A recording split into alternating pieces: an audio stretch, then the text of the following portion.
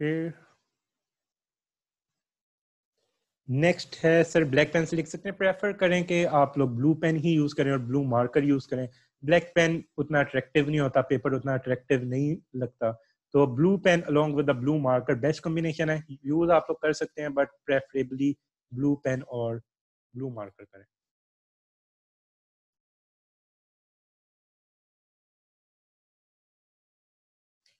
Coloured pen पूरा paper करने के लिए यूज नहीं कर सकते। अगर आप लोगों ने कोई पॉइंट हाईलाइट करना है, कोई डायग्राम बनानी है तो कर सकते हैं, बट अगर आप लोग कहें कि पूरा पेपर रेड पेन से कर लें या पूरा पेपर पिंक पेन से कर लें तो इस तरह नहीं करना। ब्लू पेन, ब्लू मार्कर, उसके साथ कोई कलर पेन किसी स्पेसिफिक चीज के लिए यूज करना है, then you can use it.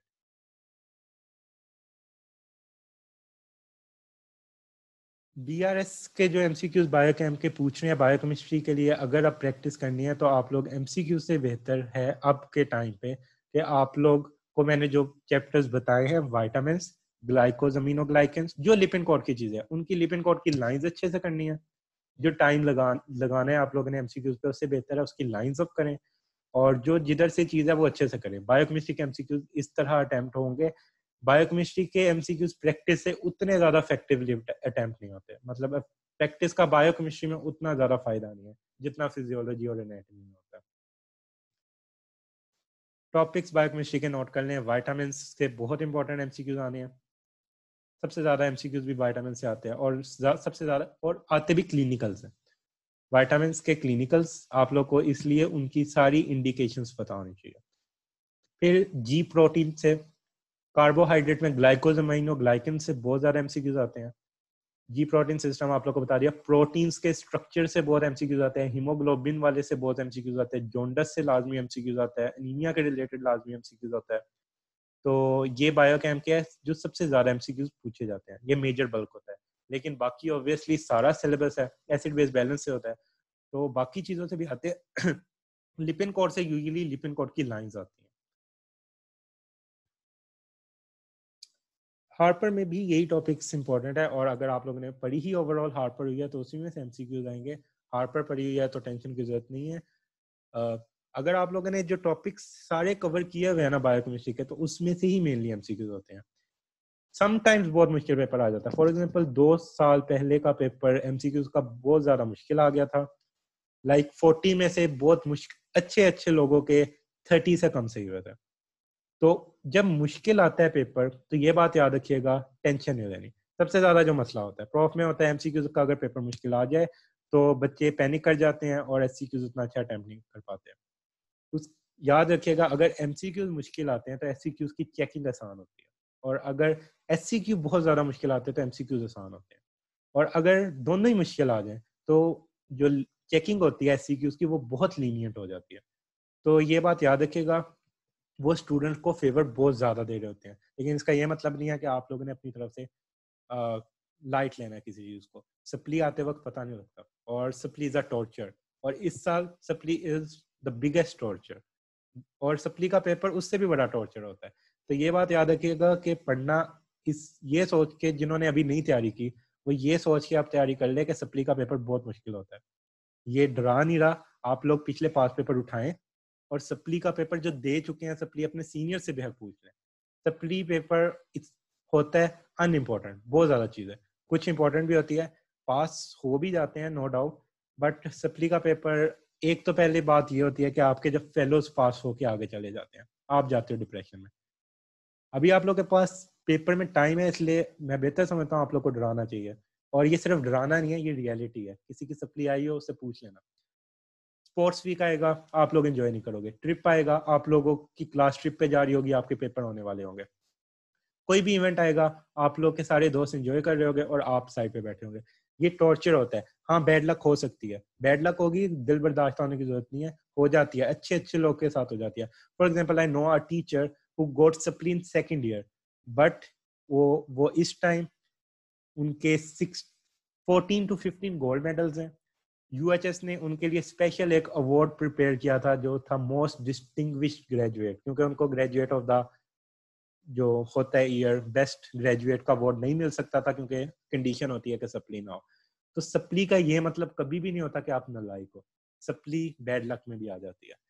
But अपनी नेग्लिजेंस की वजह से सप्ली लेना के कोई फायदा नहीं, बैड लक हो जाए वो एक डिफरेंट चीज है। गेस जो अलामा इकबाल क्या वो जानते हैं, डॉक्टर ज़मान, तो one of the most distinguished graduate, उनकी सप्ली थी सेकंड ईयर में। सो ये कुछ लोग हैं जिनका उनका रिसर्च में आज कहाँ पे नाम है।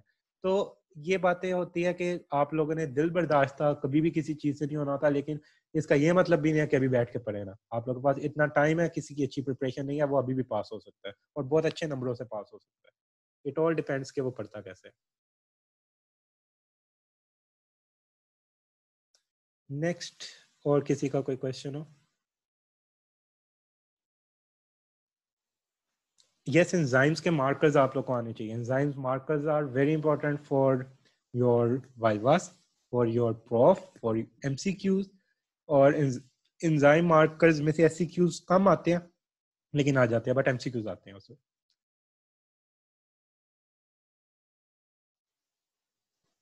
जेनेटिक्स का जो पूछ रहे हैं, जेनेटिक्स वैसे सेकंड ईयर में होता है, तो जिनका जेनेटिक्स फर्स्ट ईयर में है उनको हल्का सा गाइड कर दूं। अगर आप लोग को जेनेटिक्स नहीं समझ आ रही तो डॉक्टर नजीब की वीडियोस देखें, डॉक्टर नजीब की वीडियोस काफ़ी अच्छी हैं, वो आप लोग का ऑलमोस्ट जेनेटिक्स कवर करवा देंगे। और जेनेटिक्स लिपिन कोर्स से कीजिएगा।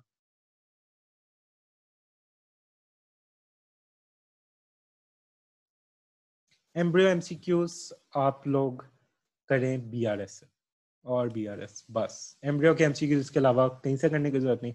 बाकी केएलएम से आएंगे। शर्जील बिल्कुल मैं सजेस्ट नहीं करता for first year student. Second year में चल जाती है कुछ टॉपिक्स में, बट फर्स्ट ईयर में शर्जील बिल्कुल रिकमेंडेड नहीं है, तो शर्जील पे ना डिपेंड कीजिएगा।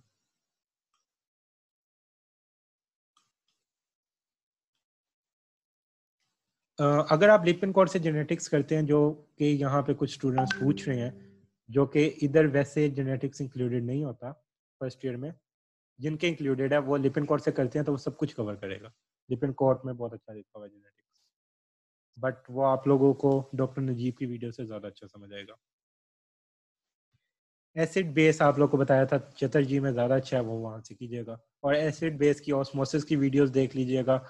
ऑस्मोसिस की वीडियोस, एसिड बेस बैलेंस अगर आपको आता है, एसिड बेस बैलेंस से आपका बहुत फायदा होता है, ये बात नोट कर लीजिएगा।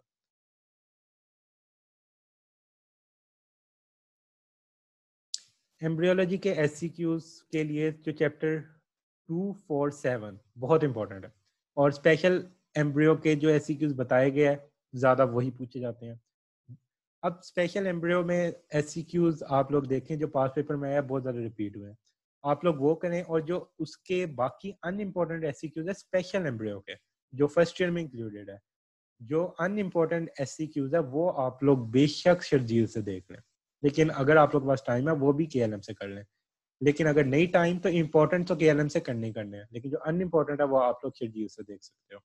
और अब एम्ब्रियोलॉजी के क्लिनिकल रेसिक्यूज आने लग गए हैं, तो जो चैप्टर 7 है, चैप्टर 2 है, चैप्टर 4 है, बाकी चैप्टर भी क्लिनिकल्स को मिस ना करें।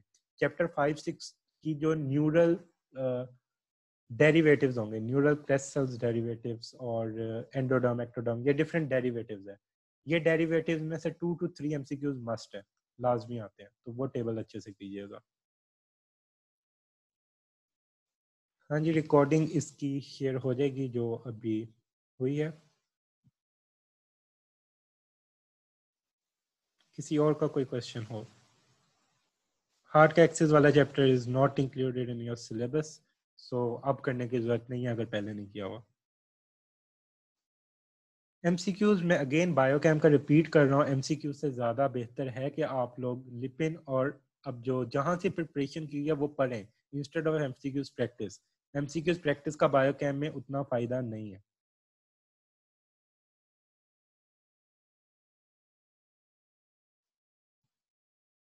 एंजाइम वाला चैप्टर की गाइडलाइन जो जिस तरह दी गई है उसको फॉलो करें, उसमें बताया होगा कौन सी चीज़ किधर से करनी है।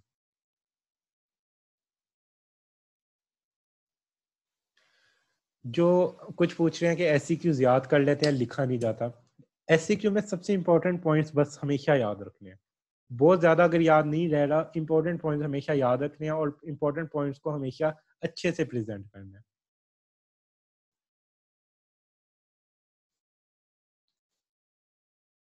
हिस्टोलॉजी का अगेन आप लोग को बता रहा हूँ, जिन्होंने तो डिस्टिंक्शन लेनी है वो इंपॉर्टेंट टॉपिक्स तो लाजमी लाइक हुसैन से करें, लाजमी, अगर बाकी भी कर सकते हैं तो करें। डायग्राम्स लाजमी अच्छी से सीखें क्योंकि diagrams are very important. Diagrams आप लोग के फिंगर टिप्स पे होनी चाहिए। और डायग्राम्स की इंपॉर्टेंस क्या है, डायग्राम आपको एससीक्यू में भी सबसे ज्यादा आती है। फिर आपका जो प्रोफ का वाइवा होता है उसमें 10 मार्क्स की डायग्राम होती है, जिसमें से 7 मार्क्स डायग्राम के होंगे, 3 मार्क्स डायग्राम के होते हैं और बाकी उसका वाइवा होता है। लेकिन जो वाइवा होता है उसमें भी उतने मार्क्स आपकी डायग्राम कितनी प्यारी लग रही है उसी के हिसाब से मिल रहे होते हैं। तो इस वजह से हिस्टो को अगर तो डिस्टिंक्शन वाले लाइट ले रहे हैं तो फिर बिल्कुल नहीं लेना। बाकी भी लाइट ले रहे हैं तो एंड पे इसको लाइक हुसैन से बेशक ना ले करें, आप लोग इसको फिर 2 से एटलीस्ट कर लें, लेकिन डायग्राम तो लाजमी है। एनाटॉमी की प्रिपरेशन करते हुए कुछ पूछ रहे हैं कि थोरोली रीड करें, नहीं। अब आप लोगों ने हर चीज जो अनइम्पोर्टेंट है उसको उतना थोरोली रीड नहीं करना। आप लोगों ने ज्यादा टाइम देना है इंपॉर्टेंट चीजों को, जो इंपॉर्टेंट है उनको ज्यादा टाइम दें, अनइम्पोर्टेंट को रीड दें लेकिन कम टाइम दें। फॉर एग्जाम्पल, आप लोगों के पास एक कोई नर्व है, कोई रैंडम नर्व है, आप उसके रिलेशन करने बैठ जाए, रिलेशन करने का कोई फायदा नहीं। मैक्सिमम आएगा तो 2 मार्क्स का आएगा मैक्सिमम। इससे ज्यादा का कभी आप लोग पेपर देखें तो आपको रिलेशन नहीं मिलेगा, रिलेशन आते भी नहीं है। रिलेशन अगर आ भी जाए तो आप लोग को आइडिया होता है। फॉर एग्जांपल रेडियल नर्व का रिलेशन आता है तो आपको आइडिया होगा कि इसके मीडियली क्या पड़ा होता है, ये इसके लेटरली क्या होता है, आपको कुछ ना कुछ जरूर आइडिया होता है, आप कुछ ना कुछ जरूर लिख सकते हैं। लेकिन जो इंपॉर्टेंट चीज है जो आपको पता है कि आनी है वो वाली तो अगर वो आप निग्लेक्ट करके अनइम्पोर्टेंट चीज करते हो तो ये जो लोग करते हैं जो आप लोगों ने नहीं करनी। आप लोगों ने for example adductor canal important है, अच्छे से करके जाओ। आपको पता है क्यूबिटल फोसा इंपॉर्टेंट है, अच्छे से करके जाओ। जो चीज इंपॉर्टेंट है उसको अच्छे से करके जाओ। जो अनइम्पोर्टेंट है उसको रीड करने का टाइम है तो जरूर रीड करो, लेकिन उसको ये नहीं करना कि डोमिनेटिव मतलब बना दो कि अनइम्पोर्टेंट भी मुझे अच्छे से मतलब इक्वल आना चाहिए। अगर आप अनइम्पोर्टेंट इक्वली याद रख सकते हो तो कर लो एंड पे। लेकिन अगर फाइनल रिवीजन जो बिल्कुल एंड वाले डेज पे होती है उसमें आपको अनइम्पोर्टेंट इंपॉर्टेंट चीजों को मिक्स करवा रहा है तो पहली प्रेफरेंस इंपॉर्टेंट चीजें होती हैं। यूक्यूज रिपीट होते हैं, बहुत रिपीट होते हैं, तो आप लोगों ने एससीक्यूज अच्छे से करने हैं। पास पेपर्स के आखिरी 4 सालों के पास पेपर तो रट के जाएं, तो एससीक्यूज आप लोगों को पास करवाते हैं काफी हद तक। एमसीक्यूज तो डिस्टिंक्शन जिसने लेनी है वो इजीली, एमसीक्यूज पे डिस्टिंक्शन डिपेंड करती है, एमसीक्यूज पे पास होना भी डिपेंड करता है। जिसके 30 एमसीक्यू सही हो गए वो तो हो जाता है पास।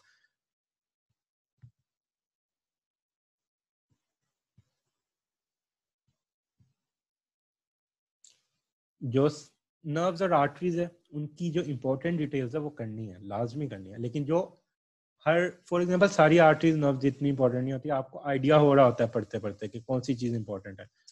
जिनकी ब्रांचेस है, ब्रांचेस तो फिंगर टिप्स होनी चाहिए। फिर ब्रांचेस के बाद आप लोग एक बार डिटेल पढ़ के जो इंपॉर्टेंट पॉइंट है वो एक्सट्रैक्ट कर लें।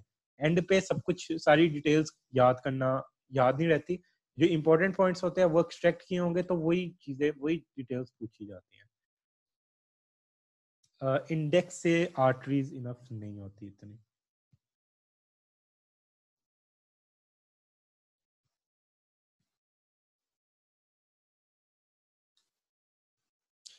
अच्छा, एमसीक्यूज जहाँ से भी करने हैं सारे नहीं करने होते, जरूरी नहीं होता, बस कुछ आइडिया लेना होता है। MCQs are meant to make your vision broad. आप लोग का विजन ब्रॉड बनाते हैं, आपको आइडिया देते हैं कि क्या चीज की क्या इंपॉर्टेंस है। एमसीक्यूज हमेशा अच्छी बुक से क्यों मैं सजेस्ट करता हूँ, क्योंकि अच्छी बुक में जो एमसीक्यूज होता है वो हमेशा इंपॉर्टेंट होता है। जो चीज इंपॉर्टेंट होती है, फॉर एग्जाम्पल आप लोगों का एक आ जाता है एनीमिया, एक डिजीज ले लो, और एक आप लोग ले लो पोर्फायरिया, और पोर्फायरिया में भी उसकी वो टाइप ले लो जो कि 1% लोगों में होती है। अब क्या इंपॉर्टेंट है, अब इंपॉर्टेंट वो चीज है जो कि हमारी सोसाइटी में प्रेवलेंट ज्यादा है, जो पाकिस्तान में प्रेवलेंट ज्यादा है, एनीमिया। तो ये फर्स्ट चॉइस है उसकी। हमेशा याद रखें जो चीज इंपॉर्टेंट होती है, जो चीज ज्यादा प्रेवलेंट होती है उसके बारे में क्वेश्चन आने के ज्यादा चांसेस होते हैं। और जो बहुत बिल्कुल अभी तो इस साल में इतनी ज्यादा ऐसी चीजें नहीं होंगी, जब आप अगले ईयर्स में जाओगे, फॉर एग्जांपल 3rd ईयर में जाओगे, आगे जाओगे, तो आप लोग देखोगे जो चीज उतनी इंपॉर्टेंट हमारे सिस्टम में नहीं है, हमारे एनवायरनमेंट में नहीं है, वो उतनी ज़्यादा प्रेफरेबली प्रॉफ में नहीं आती। डिफोरे समरी से बेहतर है कि आप लोग फिरदौस और डायग्राम्स और एपिथीलियम वाला सारा चैप्टर लाइक हुसैन, एपिथीलियम लाजमी लाइक हुसैन से करनी है। प्रैक्टिकल्स अब प्रॉफ के बाद कीजिएगा और कवर अच्छे हो जाते हैं। और प्रैक्टिकल की अब आखिरी टिप ये लाजमी याद रखिएगा, जब भी प्रैक्टिकल करने हैं तो अकेले बैठ के नहीं करने, 3-4 दोस्त मिलो और एक एक प्रैक्टिकल पढ़ो, एक दूसरे को करवाओ, एक दूसरे पे परफॉर्म करो। प्रैक्टिकल्स में मार्क्स होते हैं फ्री के, जिसको कहते हैं ना कि आप लोग पूरा साल इतना पढ़ते हो लेकिन प्रैक्टिकल के मार्क्स फ्री के आप लोग ज़ाया करते हो। 55 मार्क्स की ओएसपी होती है फिजियोलॉजी में, जिसमें से आप 50 मार्क्स सिर्फ ओएसपी में ही ले सकते हो। यानी आप सिर्फ फिजियोलॉजी की ओएसपी से चाहो पास हो सकते हो फिजियोलॉजी के वाइवा में। लेकिन बात यह है कि एंड पे आके अकेले बैठ के कभी भी प्रैक्टिकल्स को रट्टे मारने नहीं लग जाना। प्रैक्टिकल्स करो, स्मार्टली करो, पिछले दिनों की ओएसपीज अच्छे से करके जाओ। पिछले जो देखें क्वेश्चंस वाइवा में रिपीट होते हैं, टीचर्स के पास जो होते हैं खास तौर पे एंड वाले डेज में वाइवास के वो क्वेश्चन रिपीट हो रहे होते हैं, तो जो क्वेश्चन बार बार पूछा जा रहा है उसको अच्छे से करो। हाँ जी, प्रैक्टिकल को थ्योरी का बात कर सकते हैं। जनरल एनाटमी लाइक हुसैन से करें, एक 1 डे में अब हो जाएगी अगर आप लोगों ने अपर लिम लोअर लिम थोरैक्स अच्छे से किया हुआ। बट अब एटलीस्ट आप लोग को टाइम देना पड़ेगा 12 आवर्स मिनिमम अपनी स्टडीज को। वाइवा के लिए अलग से तैयारी इतनी नहीं होती। जब आप लोगों ने एससीक्यूज की प्रिपरेशन की होती है, प्रॉप हो जाता है, उसके बाद जब वाइवा होता है तो आप लोगों ने क्या करना होता है, वाइवा में आप लोगों ने देखना है कि टीचर्स के पिछले साल के क्या क्वेश्चन है। अपने सीनियर्स को मैसेज कीजिएगा, उनके पास पिछले साल के क्वेश्चंस होंगे, वो वाले क्वेश्चंस लाजमी पढ़िएगा। फिर एक्सटर्नल एग्जामिनर जहाँ से आना है उसके फेवरेट क्वेश्चंस पढ़िएगा। तो वाइवा में ये होता है कि जो टीचर आना होता है और जो एचओडी होता है उसके अकॉर्डिंग वाइवा प्रिपेयर किया जाता है। और वाइवा में जो सबसे इम्पोर्टेंट चीज़ होती है, फॉर एग्जांपल वाइवा में कोई टीचर बहुत पूछ रहा है आप लोगों से विटामिन B9 का कोई चीज़, अब आप लोग को पता है कि ये टीचर पूछ रहा है, बच्चे क्या करते हैं वो उतना चीज़ याद कर जाते हैं। लेकिन जिसने अच्छे मार्क्स लेने होते हैं वो क्या करता है, वो फॉर एग्जांपल अगर उसको पता है ना कि ये टीचर ये चीज़ पूछ रहा है, विटामिन B9 बहुत पूछ रहा है, वो विटामिन B9 को इंटरनेट से भी सर्च करेगा। वो उस चीज़ को जो टीचर पूछ रहा है ना उसको हर जगह से सर्च करके एक अपना बेस्ट आंसर बना के जाएगा। टीचर को जाके आप फॉर एग्जांपल हर बच्चा जाके सुना रही है मेगालोब्लास्टिक एनीमिया करता है, मेगालोब्लास्टिक एनीमिया कर रहा है, आप टीचर को कोई नई चीज सुनाओगे जो कि वाकई उसके बारे में है, इंटरनेट से आप लोग बेहद ढूंढ लो, तो टीचर को कंपेयर कर रहा होता है, उसको पता होता है कि कल कितने बच्चों ने इसका क्या आंसर दिया, तो उसको पता होगा कि आज कितने बच्चों ने कैसा आंसर दिया। तो जिसका बेस्ट आंसर आ रहा होता है तो फिर उसकी एक्सपेक्टेशंस उससे ऑब्वियसली ज्यादा हो रही होती है और वो उसको अच्छे मार्क्स भी देता है। केएलएम के लिए जो मेरी वीडियोस है वो लाजमी देखें, और वीडियोस देखने के बाद वो वाले क्लिनिकल अगर आप लोग खुद भी केएलएम से रीड करेंगे तो आपको बिल्कुल ज़्यादा टाइम नहीं लगेगा। तो वीडियोस में काफ़ी चीज़ें कवर हो गई हैं, बट अगर अपनी तसल्ली के लिए आप लोगों ने केएलएम से देखने लाजमी क्लिनिकल ज़रूर देखें। लेकिन जिन्होंने बिल्कुल भी केएलएम के क्लिनिकल नहीं किया वो वीडियोज़ लाजमी देख लें, उसमें बहुत अच्छे से सारे क्लिनिकल्स कवर करवाए गए हैं। आर्टरीज नर्व्स के कोर्स इंपॉर्टेंट होता है, रिलेशंस नहीं इंपॉर्टेंट होता।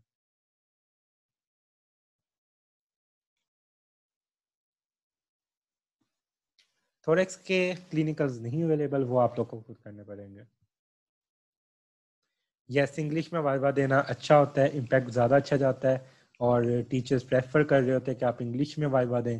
ख़ास तौर पे जो टॉप के कॉलेजेस होते हैं उधर तो इंग्लिश में वाइवा ना दें तो फिर मतलब माइंड कर रहे होते हैं टीचर। तो आप लोगों ने वैसे भी ट्राई करनी है कि बिल्कुल उर्दू में ना जाए, कि मतलब टीचर पूछ रहा है सर इससे, और ये नहीं करना सर ऐसा हमारे पास ये होता है, हमारे पास ये होता है, ये चीज़ें बहुत टीचर्स माइंड करते हैं किसी भी जगह पे चल चल जाए। मतलब स्टूडेंट्स की बहुत आदत होती है वो जाके वाइवा में, सर हमारे पास विटामिन B9 की डेफिशिएंसी होती है, सर हमारे पास उसमें न्यूरोट्यूब इफेक्ट होता है, हमारे पास क्या होता है कुछ हम उधर आप लोगों ने कोई टेंशन लेने की जरूरत नहीं होती, बस जो आता है उसको एक्सप्रेस करें और डरना नहीं है। इंग्लिश बहुत अच्छी नहीं है तो कोई टेंशन की बात नहीं होती। कॉन्फिडेंस बहुत मैटर करता है, कॉन्फिडेंस डेवलप करें, या आप लोगों ने अब डेवलप करना है। उसकी रीजन ये है कि आपकी पूरी लाइफ वाइवा चलना है। ये फर्स्ट ईयर का वाइवा देके आप लोगों ने फारिग नहीं हो जाना, सेकंड ईयर में जाना है, उसके हर सब स्टेज का फिर वाइवा, थर्ड ईयर में जाएंगे viva, fourth final, FCPS viva, FCPS 2 का फाइनल वाइवा, हर जगह पे आप लोगों ने वाइवा देना है, आप लोगों ने पब्लिक डीलिंग करनी है। तो अगर आप लोग को वाइवा देना नहीं सही से आएगा तो आप लोग पब्लिक डीलिंग कैसे करोगे? तो इसके लिए कॉन्फिडेंस डेवलप करें। और किसी का कोई क्वेश्चन रहता हो? आई होप सबकी क्यूरियस जितनी थी वो क्लियर हो गई है। KLM की वीडियोस हमारे YouTube चैनल पे अवेलेबल हैं। YouTube चैनल पे कोई वीडियो ना मिल रही हो तो प्लेलिस्ट पे जाया करें, प्लेलिस्ट पे सारी वीडियोस हैं।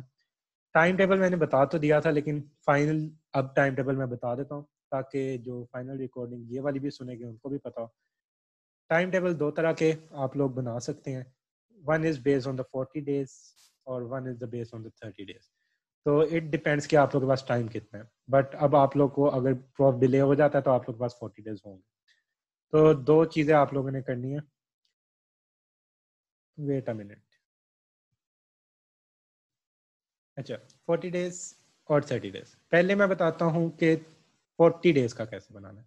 फॉर एग्जाम्पल आप 40 डेज में देते हो, मैं सपोज करूंगा, आप लोग अपने अकॉर्डिंग चेंज कर सकते हो। 9 डेज दे देते हो आप लोग बायोकेमिस्ट्री को, आप लोग 12 डेज दे देते हो फिजियोलॉजी को, आप लोग नेक्स्ट कितने डेज पर, जितने भी डेज रह गए 19 डेज रह गए हैं वो आप लोग दे देते हो एनाटॉमी को। ये लेट्स सपोज आप लोगों ने डेज डिवाइड किया। अब आप लोगों ने ये नहीं करना कि 9 डेज में बायोकेमिस्ट्री एंड करनी है और 12 डेज में, आप लोगों ने इसको अब 2 पार्ट्स में डिवाइड करना है, 6 डेज एंड 3 डेज। फिजियोलॉजी को भी आप लोगों ने 2 पार्ट्स में, 8 डेज एंड 4 डेज। एनाटॉमी को भी 2 पार्ट्स में। एनाटॉमी को 2 पार्ट्स में किस तरह कि for example 14 days and 5 days. सही हो गया। अब ये सीक्वेंस गौर से देखें, ये सीक्वेंस आप लोग देख सकते हैं। बायोकेमिस्ट्री के आप लोगों ने 6 डेज में सारी बायोकेमिस्ट्री की, साथ साथ पास पेपर्स भी करने हैं। पास पेपर से जो इम्पोर्टेंट टॉपिक्स है बुक पे वो मार्क करते जाना। अब इम्पोर्टेंट टॉपिक्स को ज़्यादा प्रायोरिटी देनी है, प्रायोरिटाइज करनी है चीज़ें। इंपॉर्टेंट चीज़ें बहुत अच्छे से करनी है, अनइम्पोर्टेंट को भी टाइम दे लेकिन एज कम्पेयर कम। 6 डेज में बायोकेमिस्ट्री को एंड करें along with the pass paper. फिर नेक्स्ट आ जाए 8 डेज फिजियोलॉजी, 8 डेज में फिजियोलॉजी को एंड करें along with the pass paper. अब आपके ये दोनों हो गए। अब फिर से बायोकेमिस्ट्री, अब बायोकेमिस्ट्री को दे 3 डेज, और 3 डेज में अब सबसे इंपॉर्टेंट रिवाइज करें। मतलब आप लोगों ने एक बारी पीछे पूरी रिवीजन कर लिया, 3 डेज में पास पेपर सारे रिवाइज करें। आप लोग वाइटामिन, जैसे वाइटामिन है, ग्लाइकोज, अमीनोग्लाइकन्स है, जी प्रोटीन, प्रोटीन जो सबसे इंपॉर्टेंट चीज़ है उसको टॉप प्रायोरिटी पे रख के 3 डेज में रिवाइज करें। और ट्राई करें कि सारा सिलेबस 3 डेज में रिवाइज करें, बिकॉज आप लोग को प्रॉफ में मिलेंगे 2.5 डे। तो ये 3 डेज में आप लोग की प्रैक्टिस हो जाएगी कि आप लोगों ने प्रॉफ में कैसे रिवाइज करना। तो ये 3 डेज का मकसद ये है कि आपकी प्रैक्टिस भी करवाएगा, आपकी रिवीजन भी करवाएगा, तो आपकी प्रिपरेशन डबल हो जाएगी। नेक्स्ट आ जाए फिर से फिजियोलॉजी 4 डेज। फिजियोलॉजी को आपको प्रिपरेशन के मिलने हैं इसके भी 2.5 डेज। तो अगेन आप लोगों ने फिजियोलॉजी को ट्राई करना है कि 4 डेज में एटलीस्ट एंड करें, ताकि आप लोग को आइडिया हो कि प्रॉफ में आपने 2.5 डेज में कैसे मैनेज करना है। एनाटॉमी को जितने मर्जी डेज दे रहे हैं, याद रखना है एंड पे 4 to 5 डेज रिवीजन के लिए मस्ट है। 4 to 5 डेज में रिवीजन लाजमी करनी है। तो ये एक रफ सा स्केड्यूल है 40 डेज का। अगर आप 30 डेज का बनाते हैं तो ये जो डबल रिवीजन वाली चीज है ये उसमें से निगलेक्ट हो जाएगी, बाकी स्केड्यूल वैसे ही रहेगा। तो इसको एडजस्ट करना है। लेकिन अगर 40 डेज का बनाते हैं तो फिर ये डबल रिवीजन वाली स्ट्रेटेजी को अप्लाई करें। उससे क्या होगा, आपकी प्रिपरेशन डबल होगी, आपको ये भी आइडिया हो जाएगा कि प्रॉफ में किस तरह मैनेज करना है हर चीज को। और बस ये आप लोग को मेन फायदे होंगे। और आप लोग फिर पेपर में एटलीस्ट आपको टेंशन नहीं होगी, आपको पहले से पता होगा कि कौन सी चीज कितना टाइम लेती है। लास्ट, जो कॉन्फिडेंस किस तरह बिल्ड करें। कॉन्फिडेंस बिल्ड करना है तो शीशे के सामने खड़े हो जाएं, सबसे मुश्किल टॉपिक सोचें और सोचें कि क्या बोलना है। जब आप अपने आप को देख रहे होते हैं ना तो आपको समझ नहीं आ रही होती आपने बोलना क्या है, करके देखें आपको आइडिया खुद हो जाएगा। जब आपके सामने आप अपने एक्सप्रेशन चेंज कर रहे होगे ना तो अजीब सा आपको लगेगा। इससे अडेप्ट करें अपने आप को। जब आप इस चीज से अडेप्ट हो जाएंगे ना, फिर आप किसी के भी सामने बोलने से नहीं डरेंगे। ये चीज बहुत मुश्किल होती है कि आप मिरर के सामने खुद को फेस करें। तो खुद को इस मिरर के सामने जो बंदा फेस करना सीख जाए और विदाउट एनी रिलक्टेंसी मिरर के सामने बोलना सीख जाए, वो फिर जब टीचर के सामने भी होगा ना तो उसको एज सच टेंशन नहीं होगी। क्योंकि जब आपको कोई कॉपी कर रहा होता है ना मिरर में, यानी आप खुद को जब देख रहे होते हो कि सामने कॉपी हो रहा है हर चीज, तो आपका ब्रेन थोड़ा परप्लेक्स हो रहा होता है, कंफ्यूज हो रहा होता है। जब आप इस कंफ्यूजन को ओवरकम कर जाते हो, फिर आपके सामने गुस्से में टीचर बैठा हो, जैसे मर्जी बैठा हो, आपको कोई मसला नहीं होगा।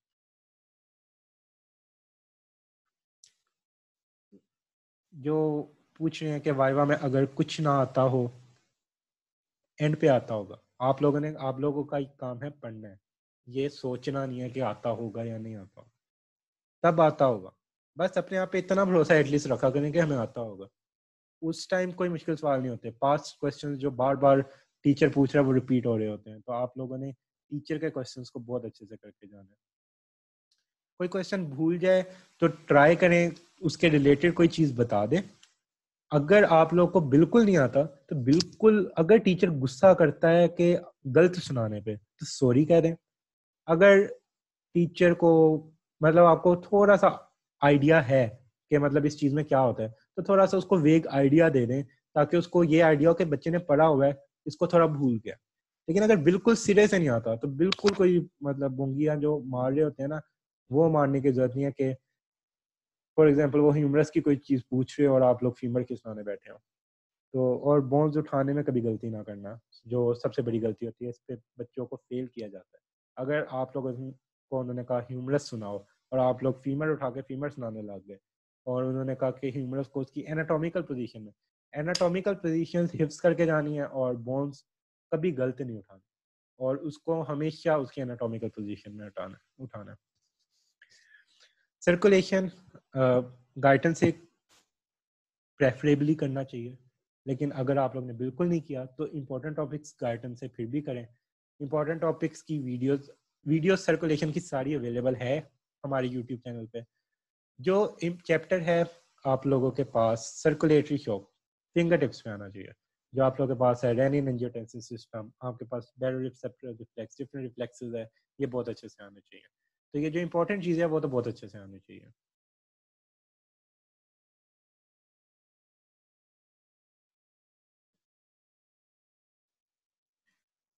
अगर पहले एक बार किया हुआ है तो इम्पोर्टेंट चीज़ें जो गाइडलाइन में मेंशन्ड है वो लाजमी गाइडेंस से करें, बाकी फिर दो से, अगर आपको लगता है कि आपका टाइम अभी ज़्यादा लगेगा। इंपॉर्टेंट चीज़ें स्टिल गाइडेंस से करनी है। ब्लड गाइडन, ब्लड की प्रैक्टिस करें इसको स्पीड से करने की, इसकी रिवीजन करें, इसको कंसंट्रेशन से पढ़ें। ब्लड गाइडन के अलावा कोई चीज़ कवर नहीं करेगी।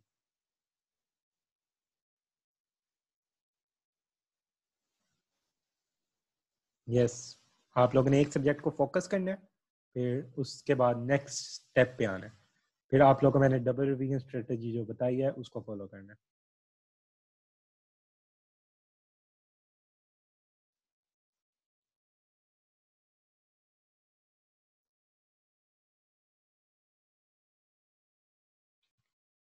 सो टाइम डिस्ट्रीब्यूशन आप लोग को बता दी गई है। और नाउ आखिरी जो फाइनल अब मैं वाइंड अप करने लगा हूँ, वो आप लोग को कुछ फाइनल टिप्स के साथ करूँगा, जो आप लोगों को अभी भी काम आएगी, आपको आगे लाइफ में भी काम आएगी, और आप लोग इस पे अगर फॉलो करेंगे तो आगे भी कामयाब होंगे, अभी भी कामयाब होंगे। सबसे पहली चीज़, जब पढ़ें तो ये सोच के नहीं पढ़ना कि मैं फेल हो जाऊंगा। Failure is a part of success. ये सोच के भी नहीं पढ़ना कि मैंने लेनी ही डिस्टिंक्शन है। ये आप लोग को बाद में पीछे ले आता है समटाइम्स। अगर आप लोग की नहीं नहीं आती तो आप डिसहार्ट हो जाते हैं। ये फर्स्ट ईयर के बच्चे खासतौर पे ज़्यादा होते हैं, क्योंकि वो फर्स्ट ईयर में डिसहार्ट होते हैं, फिर सेकंड ईयर में पढ़ना ही छोड़ देते हैं। पढ़ना इसलिए कि आपको आना चाहिए। पढ़ना इतना अच्छा है कि बेशक कोई डिस्टिंक्शन ऑर्डर भी आपके सामने खड़ा है, आपको आता हो। ये चीज़ याद रखनी है। फिर ये चीज़ याद रखनी है कि जो सोच रहे होते हैं कि जस्ट पास होने के लिए, पास तो हो जाओगे, पास होना मसला नहीं होता। सर्कुलेशन फिर दोस्त से कर लोगे, ये करना मसला नहीं होता। सेकंड ईयर में CNS मिस कर दोगे, थर्ड ईयर में कोई और चीज मिस कर दोगे, मिस तो कर दोगे चीजें। जब एंड पे जाओगे फाइनल ईयर में, ये सारी चीजें जब दोबारा से आएंगी कर नहीं पाओगे। फिर जब जाओगे हाउस जॉब में, ये चीजें आपको दोबारा से पढ़नी पड़ेंगी। तो बाद में पढ़ने से अच्छा है कि पहले टाइम लगा लो।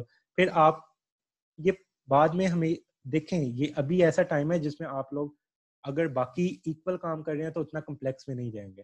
बट अगर आप लोग हाउस जॉब में चल जाते हैं, आपके बाद में आगे दोस्त ज्यादा एक्सेल कर रहे होते हैं ना, तो वो एक आप लोग मेजर ट्रॉमा में जाते हो। किसी की सप्ली आ जाती है, पूरा साल नहीं पढ़ते, एंड पे ब्लेम करते हैं टीचर्स को, जो कि बहुत गलत चीज है। आप लोग को अपना आइडिया होना चाहिए कि अगर आप लोगों ने नहीं पढ़ा तो you deserve a supply. But अगर आप लोगों ने पढ़ा है और आपकी सप्ली आ जाती है, फिर डिसहार्ट नहीं होना, क्योंकि ये समटाइम्स हो जाता है। मैं अगेन एग्जांपल, बहुत अच्छे एक टीचर है अल्लामा इकबाल मेडिकल कॉलेज में, वो बहुत मशहूर है और पूरे UHS में मशहूर है। उसकी रीजन क्या है कि उनकी सप्ली आई थी सेकंड ईयर में, और जब वो ग्रेजुएट हुए हैं उनके पास 15 गोल्ड मेडल्स थे। यानी 15 गोल्ड मेडल्स एक उस बंदे के थे जिसकी सेकंड ईयर में सप्ली थी।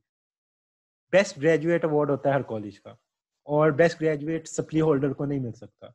तो UHS ने, इतनी बड़ी यूनिवर्सिटी ने, एक स्पेशल अवार्ड बनाया था मोस्ट डिस्टिंग्विश्ड ग्रेजुएट का उस बंदे के लिए।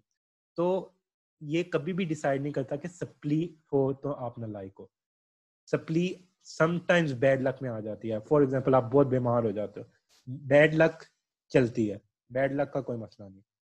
लेकिन अगर अपनी गलती की वजह से सप्ली आते हैं तो आप पूरी जिंदगी रिग्रेट करोगे, बाद में हमेशा रिग्रेट करोगे। फिर कंपैरिजन प्रॉफ में नहीं करना।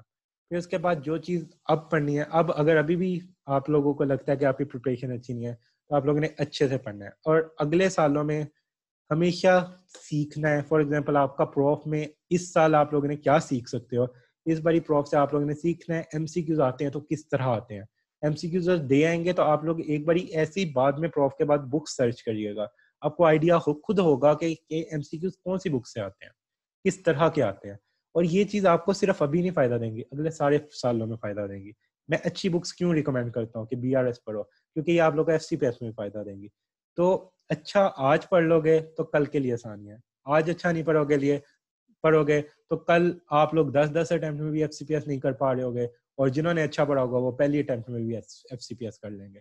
तो फिर आप लोग तब ट्रॉमा में जाओगे। और अगर अभी नहीं पढ़ते, सप्ली आती है, तो उसके बाद स्पोर्ट्स वीक आएगा, आपका मिस होगा, ट्रिप आएगा, आपका मिस होगा, कोई भी इवेंट आएगा, आपका मिस होगा। और फिर आप उस तरह के डिप्रेशन को ज़्यादा प्रेफर करते हो कि अभी प्रॉफ एक बार अच्छे से दे दो और उसके बाद एंजॉय करो लाइफ को। तो ये चॉइस आप लोग की अपनी होती है। तो हमेशा याद रखिएगा, इस हिसाब से पढ़िएगा कि अपने पेरेंट्स का आप लोगों को, फॉर एग्जांपल अगर आपके पेरेंट्स को कुछ होता है तो आप लोग को इतना अपने आप पे श्योरिटी होनी चाहिए कि आप उनका इलाज कर सको। अगर आपको लगता है कि आप अपने पेरेंट्स का इलाज नहीं कर सकते, अगर उनको कुछ होता है, तो बिलीव मी, आप लोगों को खुद बैठ के सोचना चाहिए आप अपने साथ क्या कर रहे हो, या आप लोग फर्दर जनरेशन के साथ क्या करोगे। क्योंकि you are the cream of nation, no doubt. Cream of nation की यहाँ पे लस्सी बनाई जाती है, मैं मानता हूँ। टीचर्स टॉर्चर करते हैं, मैं मानता हूँ। टीचर्स वाइवा में आप लोग को तंग करते हैं, ये भी मैं मानता हूँ। लेकिन आप लोगों ने अपनी तरफ से 100% देना। टीचर को छोड़ दें, ये ना सोचें कि वो नहीं मार्क्स देते तो मैंने पढ़ना नहीं है। पढ़ना टीचर पे डिपेंड नहीं कर रहा। फाइन, जब आपके सामने मरीज ने खड़े होने ना इमरजेंसी में, तो उसने ये नहीं आप लोगों से पूछना कि टीचर मार्क्स नहीं देता था तो सर्जरी नहीं पढ़ के आए, या टीचर मार्क्स नहीं देता था तो फिजियोलॉजी नहीं पूरा साल नहीं पढ़ी, या मुझे ये सब्जेक्ट पसंद नहीं था तो इसमें से ये इलाज ना करवाना हो। जब पढ़ा होगा ना, और अगर आपकी नेग्लिजेंस की वजह से उसकी डेथ हो जाती है, तो खुद बैठ के सोचें कि आप लोग कहाँ पे लाए कर रहे हैं। तो ये एक बहुत, आप लोग अच्छे प्रोफेशन में आए हैं तो इसका हक भी अदा करें। और आखिरी चीज कि अगेन, जब भी कभी लगे कि मुझे अच्छा नहीं पढ़ना आ रहा या मैं क्या कर रहा हूँ, तो ये बस एक बार ही सोच लें कि अगर आपको लगता है ना अपने पेरेंट्स का इलाज कर सकते हैं तो आप सही रास्ते पे, और अगर आपको लगता है कि आप नहीं कर सकते तो आपको खुद अंदाजा हो जाएगा कि you are not on the right track. और याद रखिएगा, किसी ने एक शख्स की जान बचाई, उसने पूरी इंसानियत की जान बचा ली, और किसी ने एक शख्स की जान ले ली, उसने पूरी इंसानियत का कत्ल कर दिया। और एक शख्स का मतलब एक शख्स नहीं होता, उसकी पूरी फैमिली होता है, उसके आगे जितने लोगों से कॉन्टेक्ट्स होते हैं वो पता नहीं कितने लोगों को फायदा पहुंचा रहा होगा। जस्ट एग्जांपल मैं एक देता हूँ कि बहुत बड़ी ऑर्गेनाइजेशंस होती हैं, फॉर एग्जांपल कोई ईदी साहब जैसे थे, जेडीसी के कोई बंदा, अब फॉर एग्जांपल आपकी नेग्लिजेंस की वजह से उनकी किसी की डेथ हो जाती है, उन पे थाउजेंड्स ऑफ फैमिली रिलाई कर रही है। अगर कोई नेग्लिजेंस ऐसी भी हो जाती है, आपको नहीं पता कि कौन शख्स का कितना किस शख्स का कितना इन्फ्लुएंस है, बट अगर आपकी नेग्लिजेंस से किसी एक शख्स की भी डेथ होगी कभी, तो यू आर रिस्पॉन्सिबल कि जितने आगे लोग इफेक्ट होंगे, और इसका आप लोग को हिसाब देना पड़ना है। आज नहीं देना पड़ना तो कल जरूर देना पड़ना है। तो अपने आप से एटलीस्ट सिंसियर हो जाए, फील्ड को पढ़ें, मजा लेके पढ़ें। तो आई होप ये चीजें आप लोग को हेल्प करेंगी। Thank you very much for listening.